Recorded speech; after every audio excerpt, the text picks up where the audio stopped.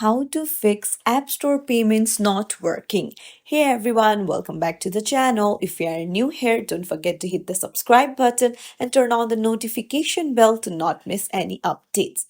So, if you are worried that your App Store payment is not working, then you're in the right place. Head over to your settings, go to your Apple account, and then tap on payment and shipping. Now, here you'll need to add a payment method or change your payment method because sometimes the payment method that you have entered might be the issue.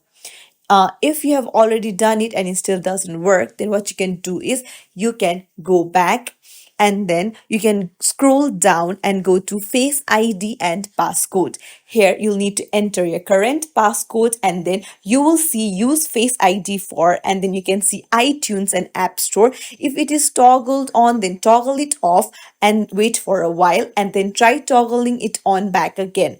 And you will need to enter your Apple account password to again toggle it on.